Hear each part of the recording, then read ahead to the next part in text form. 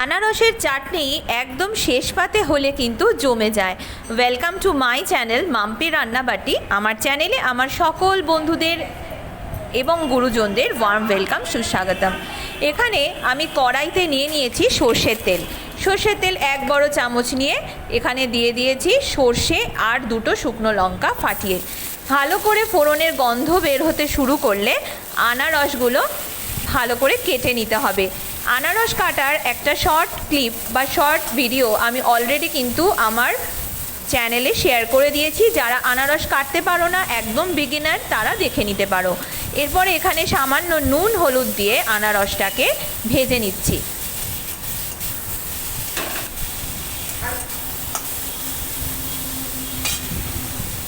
এই যে আনারসটা হালকা করে আমার ভাজা হয়ে গেছে, এরপরে আমি এর মধ্যে দিয়ে দিচ্ছি জল। জলটা দিয়েছি কিন্তু 1 কাপ মতো। 1 কাপের বেশি এখন দেওয়ার কোনো প্রয়োজন নেই। আর আনারস তোমরা যদি যে পরিমাণে তোমরা কিনবে, মানে যে পরিমাণে নেবে, সেই পরিমাণে জলটা দেবে। মানে জলটা একটু বেশি হবে আনারসের থেকে, যাতে আনারসটা দেখাও যায় আবার জলের নিচেও থাকে, মানে ডুবে থাকে হাফ, এরকমভাবে। এরপর একটু পরিমাণ মতো চিনি দিয়ে দেবে। অবশ্যই কিন্তু চেক করে দেখতে হবে যে মিষ্টিটা সঠিক হয়েছে কিনা।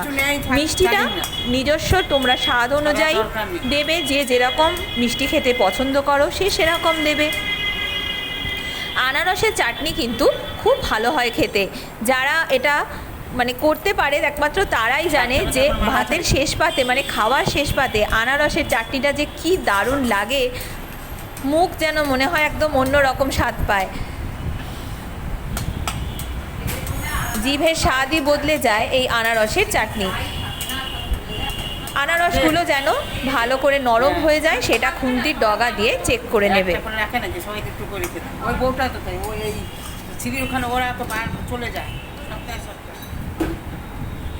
আনারসের চাটনিতে কিন্তু এমন কিছু জিনিস লাগে না, কয়েকটা ঘরে থাকা উপকরণ দিয়েই আনারসের চাটনি খুব অনায়াসেই বানানো যাবে।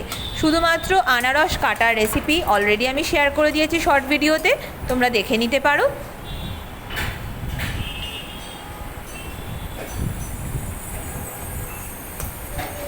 তিন থেকে 4 মিনিট মতো লো টু মিডিয়াম ফ্লেমে দিয়ে আনারসটা আমি ভালো করে ফুটিয়ে নিয়েছি। দেখো জলটা যেটা ছিল সেটা অনেকটা কিন্তু কমে গেছে। এরপর নামানোর আগে আমি চাট মশলা ছড়িয়ে দিলাম। চাট মশলা দিয়ে এই আনারসের রেসিপিটা বাড়িতে রান্না করে আমাকে জানাতে ভুলবেন না। সবাই ভালো থাকবেন, সুস্থ থাকবেন।